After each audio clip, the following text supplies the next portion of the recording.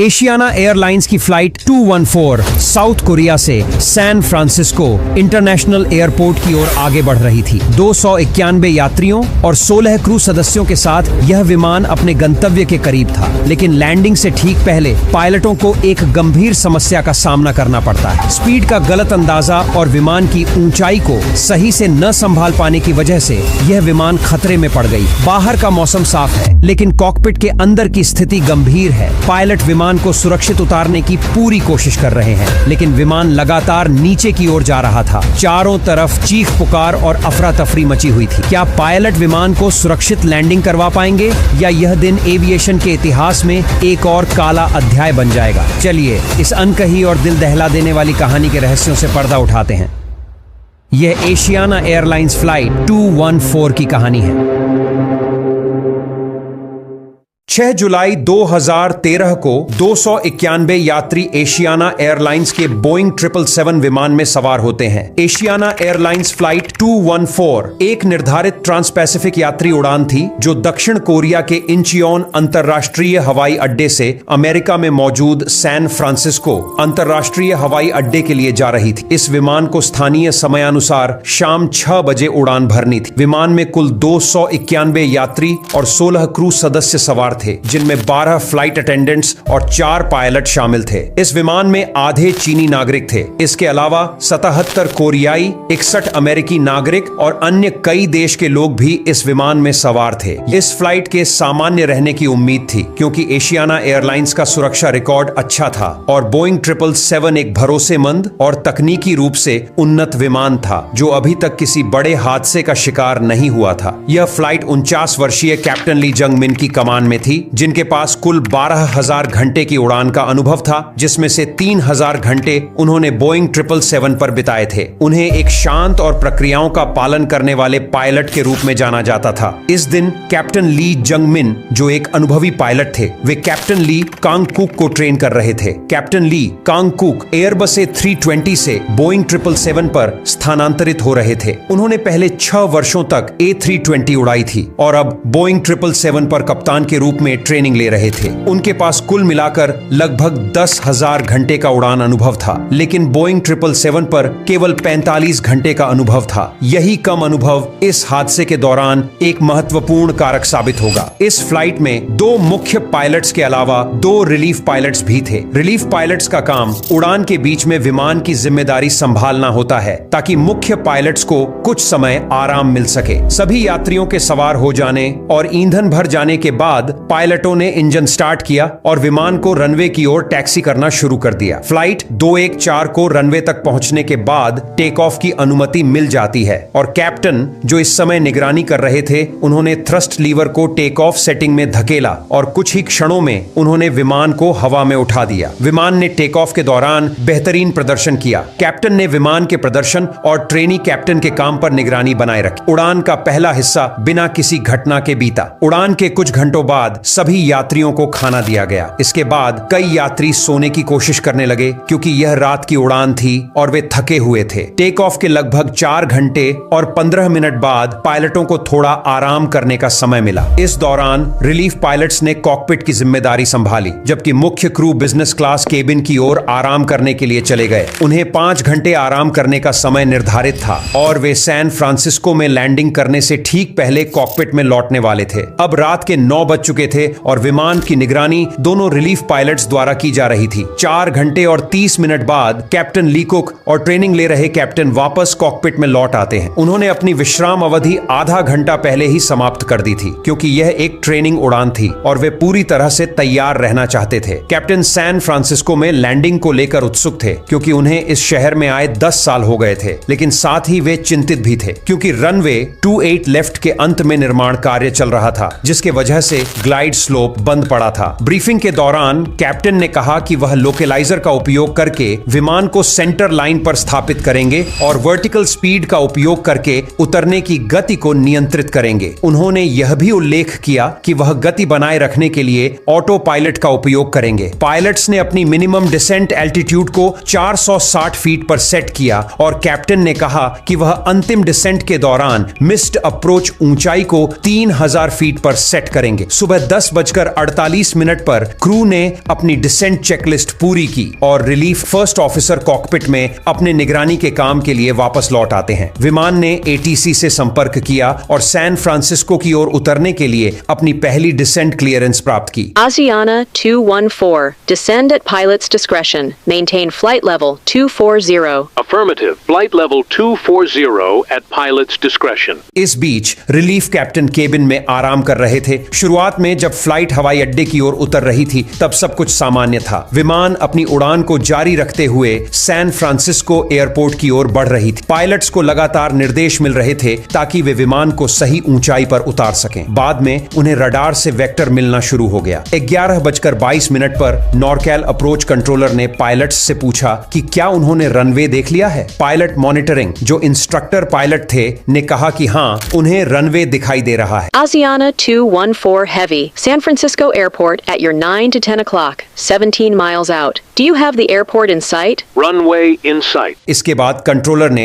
उन्हें runway 28 left के लिए विजुअल अप्रोच की अनुमति दे दी। Asiana 214 Heavy, turn left to heading 310. Cleared for the visual approach to runway 28 left. Roger. Cleared to land runway 28 left, Asiana 214. इस समय विमान 6300 feet की ऊंचाई पर था और 211 नॉट्स यानी कि 390 किलोमीटर प्रति घंटे की रफ्तार से नीचे आ रहा था। पायलट फ्लाइंग जो विमान उड़ा रहे थे उन्होंने पायलट मॉनिटरिंग से कहा कि वे लोकेलाइजर को आर्म करेंगे। इसका मतलब था कि वे विमान को सही ट्रैक पर लाने के लिए लोकेलाइजर को सेट करेंगे। पायलट मॉनिटरिंग ने कहा चेक, यानी सब कुछ ठीक। इसके बाद दोनों ने तय किया कि अगली ऊंचाई 3100 फीट होनी चाहिए क्योंकि यह आरएनएव पॉइंट जिसे हेमन कहते हैं कि ऊपर की न्यूनतम ऊंचाई 3100 फीट थी। आरएनएव पॉइंट्स विमान के लिए रास्ते के संकेत होते हैं जो बताते हैं कि किस जगह पर कितना नीचे उतरना है या किस दिशा में उड़ना है ताकि विमान लैंडिंग से पहले सही पोजीशन में आ सके। जब विमान रनवे से लगभग 28 किलोमीटर दूर था तब लोकलाइजर को कैप्चर कर लिया गया और विमान 5300 फीट की ऊंचाई से नीचे उतरने लगा। उन्हें रनवे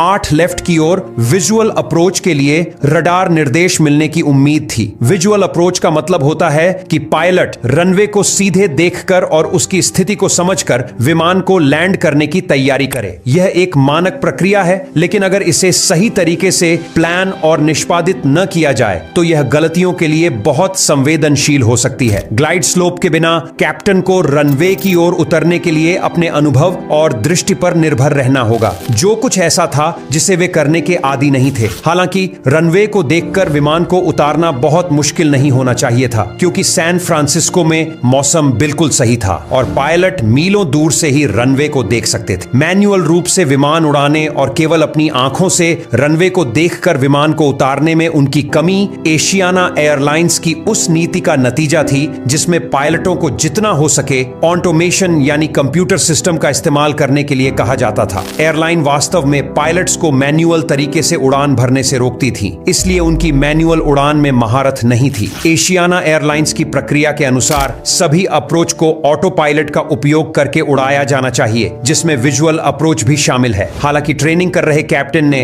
अपने इंस्ट्रक्टर को यह नहीं बताया कि वह इस अप्रोच को लेकर नर्वस महसूस कर रहा था क्योंकि उसने अब तक केवल ILS के साथ ही लैंडिंग की थी। यह पहली बार था जब वह बोइंग 777 पर विजुअल अप्रोच कर रहा था। अगर उसने उस समय अपनी घबराहट के बारे में बताया होता तो इंस्ट्रक्टर कैप्टन उसे आगे क्या करना है, कौन से ऑटोमेशन मोड्स का इस्तेमाल करना है और कॉकपिट के उपकरण कैसे चलाने हैं, यह सब सिखाने में ज्यादा मदद करता, लेकिन उसने कुछ नहीं कहा। विमान की लैंडिंग के लिए पायलट्स को यह सुनिश्चित करना होता है कि विमान सही ऊंचाई पर हो और सही स्पीड से उड़ रहा हो। इसके लिए एक सामान्य नियम है कि पायलट्स को विमान की ऊंचाई के 3 गुना ट्रैक मील की दूरी की आवश्यकता होती है। उदाहरण के लिए यदि विमान 1800 फीट की ऊंचाई पर है तो पायलट्स को 5.4 नॉटिकल मील यानी कि लगभग 10 किलोमीटर की दूरी चाहिए होगी। इस समय पायलट्स सही दिशा में थे, लेकिन ऊंचाई थोड़ी अधिक थी। 11:23 पर पायलट मॉनिटरिंग ने सुझाव दिया कि वे मोड कंट्रोल पैनल की ऊंचाई को 1800 फीट पर सेट करें और धीरे धीरे उस ऊंचाई तक विजुअली नीचे उतरे। यह 1800 फीट की ऊंचाई डुएट नामक पॉइंट के ऊपर थी, जो लैंडिंग से पहले का अंतिम बिंदु भी था। पायलट फ्लाइंग, जो विमान उड़ा रहा था, ने इस सुझाव से सहमति जताई और MCP पर 1800 फीट सेट किया। इसके बाद फ्लैप्स 1 की मांग की गई ताकि विमान धीमी गति से उतर सके। हालांकि इस मोड में स्पीड को सही तरीके से नियंत्रित नहीं किया जा सका। एयर ट्रैफिक कंट्रोल ने पायलट्स से कहा कि वे रनवे से 5 नॉटिकल मील की दूरी तक विमान की गति 180 नॉट्स पर बनाए रखें। Asiana 214 Heavy, reduce speed to 180 knots and maintain until a 5-mile final. There is traffic behind and to your right, which has you in sight. Pilot flying ने स्पीड कम करने के लिए लेवल चेंज मोड का उपयोग किया, जिसमें विमान की नाक ऊपर उठ जाती है और वर्टिकल स्पीड कम हो जाती है। इस बदलाव के कारण विमान की गति घटकर 900 फीट प्रति मिनट से 300 फीट प्रति मिनट हो गई, जिससे विमान लैंडिंग के सही ट्रैक से ऊपर चला गया। मुख्य कैप्टन ने ट्रेनी कैप्टन से कहा कि वे फ्लैप्स को 5 डिग्री तक कम कर दें, लेकिन उस समय विमान इतनी तेजी से उड़ रहा था कि फ्लैप्स को 15 डिग्री पर सेट करना सुरक्षित नहीं था। इसलिए कैप्टन को फ्लैप्स को कम करने से पहले कुछ समय इंतजार करना पड़ा। यह पहली छोटी गलती थी, जिससे यह साफ हुआ कि पायलट्स अपने विमान को ठीक से नियंत्रित नहीं कर पा रहे थे। कॉकपिट में एक छोटा उपकरण होता है जिसे वर्टिकल पाथ इंडिकेटर कहते हैं। यह दिखाता है कि विमान सही ऊंचाई पर है या नहीं। इस समय पायलट ने इस उपकरण को नहीं देखा, जो विमान को 900 फीट ऊंचा दिखा रहा था, जो कि बहुत ज्यादा है। कुछ समय बाद लैंडिंग गियर को नीचे कर दिया गया, जिससे ड्रैग बढ़ा और विमान की गति नियंत्रित हुई। हालांकि इन गलतियों की वजह से विमान लैंडिंग प्रोफाइल से ऊंचा हो गया, जिससे लैंडिंग प्रक्रिया में कठिनाई पैदा होने लगी। कुछ मिनट बाद पायलट ने वर्टिकल स्पीड को 1500 फीट प्रति मिनट तक बढ़ाया, लेकिन फिर उसे वापस 1000 फीट प्रति मिनट पर सेट कर दिया। इस स्थिति में विमान की ऊंचाई 2250 फीट थी, जबकि सही ऊंचाई 1800 फीट थी। पायलट ने फ्लैप्स 20 की मांग की और लेवल चेंज मोड को बदलकर वर्टिकल स्पीड मोड में स्विच किया। फ्लैप्स 20 का चयन लैंडिंग या धीमी गति से उड़ान भरते समय किया जाता है, ताकि विमान की गति कम रहे और यह आसानी से रनवे पर उतर सके। जब विमान 180 नॉट्स की गति से चल रहा था, तो इसे और धीमा करने के लिए ऑटो पायलट ने विमान के नोज को ऊपर उठाया। यह सामान्य था, क्योंकि auto throttle flight level change mode में था। लेकिन समस्या यह थी कि विमान पहले से ही आइडल ग्लाइड पाथ से ऊपर था और नोज ऊपर उठाने से विमान और भी ऊपर चला गया। पहले विमान की उतराई की दर 900 फीट प्रति मिनट थी, लेकिन नोज ऊपर उठने से यह दर घटकर 300 फीट प्रति मिनट रह गई। इसका मतलब था कि विमान अब बहुत धीमी गति से नीचे आ रहा था, जो सुरक्षित लैंडिंग के लिए ठीक नहीं था। इस पूरी घटना में पायलट्स ने कुछ छोटी छोटी गलतियां की, लेकिन उन्हें ठीक करने के कई तरीके थे। पायलट्स के पास ऐसे कई साधन होते हैं जिससे वे विमान को सही पथ पर ला सके, जैसे कि लैंडिंग गियर को जल्दी नीचे करना या स्पीड ब्रेक्स का उपयोग करना, लेकिन यहाँ पायलट्स ने इनमें से कुछ भी नहीं किया। इस समय विमान एयर ट्रैफिक कंट्रोल द्वारा मांगी गई गति से लगभग 5 नॉट्स ज्यादा तेज चल रहा था। यह अंतर बहुत महत्वपूर्ण था, लेकिन कैप्टन और ट्रेनी कैप्टन दोनों ने इसे नजरअंदाज कर दिया। क्रू के एक और सदस्य ने इस पर ध्यान दिलाया कि वे बहुत तेजी से चल रहे हैं, लेकिन ट्रेनी पायलट अब ओवरलोडेड हो चुका था और उसे बेसिक सिद्धांत भी समझ में नहीं आ रहे थे। कई बार उसे याद दिलाया गया कि उसे विमान की गति 180 नॉट्स पर लानी है। पायलट्स ने पहले से ही तय किया था कि अगर उन्हें लैंडिंग कैंसिल करनी पड़ी तो वे फिर से 3000 फीट की ऊंचाई तक चढ़ेंगे। कुछ समय बाद कंट्रोलर ने पायलट्स को सैन फ्रांसिस्को टावर से संपर्क करने के लिए कहा। Asiana 214 Heavy, contact San Francisco Tower on 120.5. Contacting San Francisco Tower on 120.5. Asiana 214, good day.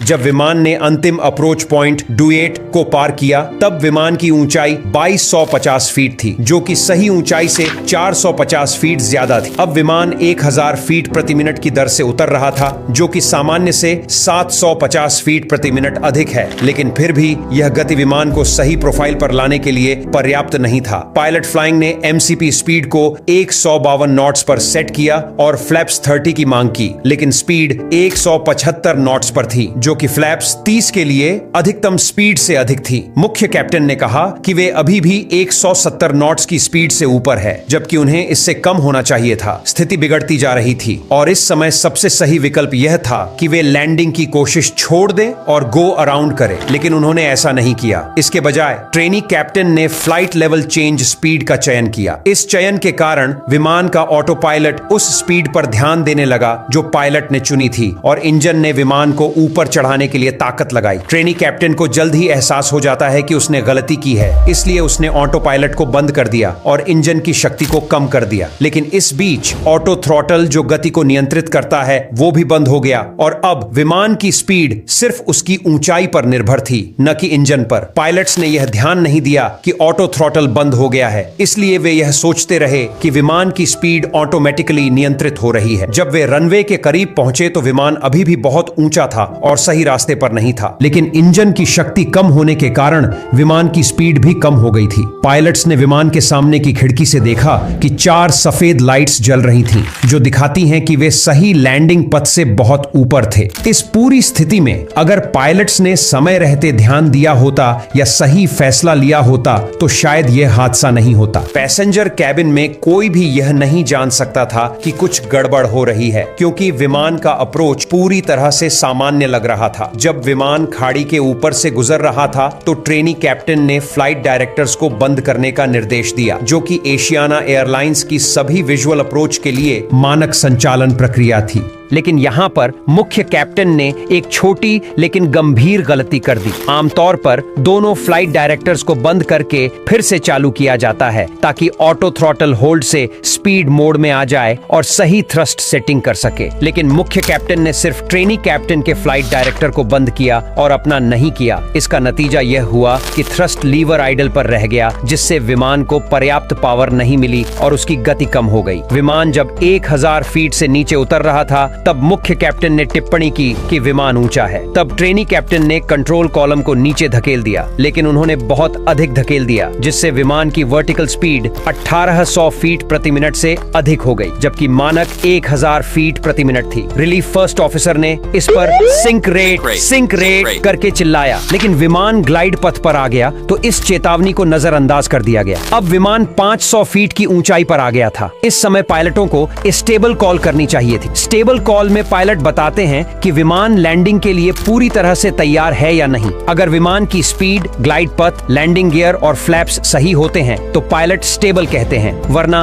Go around की कॉल की जाती है। लेकिन इस स्थिति में पायलट्स ने स्टेबल कॉल नहीं किया। इस समय विमान 1000 फीट प्रति मिनट की स्पीड से नीचे जा रहा था, जो बहुत अधिक था। अगर पायलट्स ने गो अराउंड किया होता तो इंजन को सही समय पर पूरी ताकत मिल जाती और स्थिति को संभाल लिया जाता। विमान को 500 फीट की ऊंचाई से नीचे आता देख ट्रेनी कैप्टन ने विमान की नोच को ऊपर उठाने की कोशिश की ताकि वह लैंडिंग के दौरान ऊंचाई पर नियंत्रण कर सके। लेकिन उस समय एक बड़ी समस्या यह थी कि इंजन की थ्रस्ट आइडल पर थी, यानी इंजन से अधिक शक्ति नहीं मिल रही थी। इसका परिणाम यह हुआ कि विमान की एयर स्पीड यानी हवा में उसकी गति और भी कम हो गई। जब ट्रेनी कैप्टन ने नोच को ऊपर उठाया तो विमान का अगला हिस्सा तो ऊपर आ गया, लेकिन क्योंकि इंजन से पर्याप्त शक्ति नहीं मिल रही थी इसलिए विमान की गति धीमी पड़ गई। एयर स्पीड घटने का मतलब यह था कि विमान हवा में स्थिरता से नहीं चल पा रहा था। इस वजह से विमान अपनी तय ग्लाइड पथ यानी वह रास्ता जो उसे लैंडिंग के लिए फॉलो करना चाहिए उससे नीचे जाने लगा। जब विमान पानी से सिर्फ 100 फीट ऊपर था तब कैप्टन ने आखिरकार थ्रॉटल्स को पूरी ताकत से आगे धकेला, लेकिन तब तक बहुत देर हो चुकी थी। एयर स्पीड 103 नॉट्स तक गिर गई और विमान का पिछला हिस्सा रनवे से पहले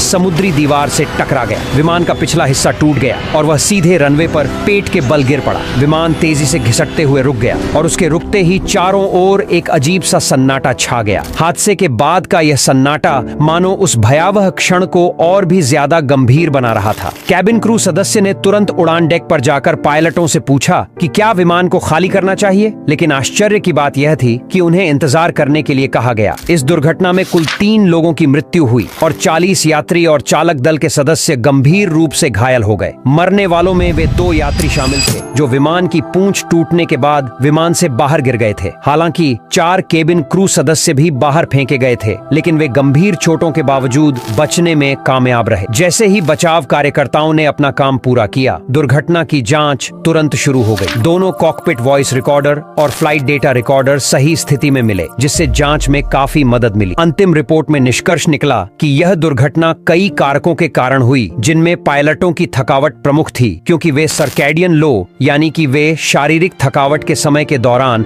उड़ान भर रहे थे। जांच में पाया गया कि पायलट लैंडिंग के लिए पूरी तरह से तैयार नहीं थे। ट्रेनी कैप्टन जो उस दिन विमान उड़ा रहे थे, उनके पास बोइंग 777 को उड़ाने का पर्याप्त अनुभव नहीं था, जिसके कारण वे ऑटो पायलट के इस्तेमाल में गलती कर बैठे। को पायलट जो पायलट के ठीक पीछे बैठा था, उसने भी समय पर ट्रेनी कैप्टन की गलतियों पर ध्यान नहीं दिया, जबकि को पायलट का कर्तव्य था कि वह विमान की गति और ऊंचाई पर नजर बनाए रखे और समय रहते कैप्टन को सावधान करे। एशियाना एयरलाइंस ने अपने पायलटों को बोइंग 777 के ऑटोमेटिक सिस्टम के बारे में सही से ट्रेनिंग नहीं दी थी। जांच में यह भी सामने आया कि पायलट और को पायलट के बीच समन्वय और संचार की कमी थी, जिसकी वजह से वे एक दूसरे की गलतियों को सुधारने में नाकाम रहे। इस दुर्घटना के बाद एशियाना एयरलाइंस ने अपने पायलटों के ट्रेनिंग में बड़े सुधार किए। उन्हें विमान के ऑटोमेटिक सिस्टम के इस्तेमाल पर विशेष ध्यान देने के लिए कहा गया, ताकि ऐसी दुर्घटनाओं को भविष्य में होने से रोका जा सके। पिछले वीडियो पर आपके शानदार समर्थन के लिए धन्यवाद।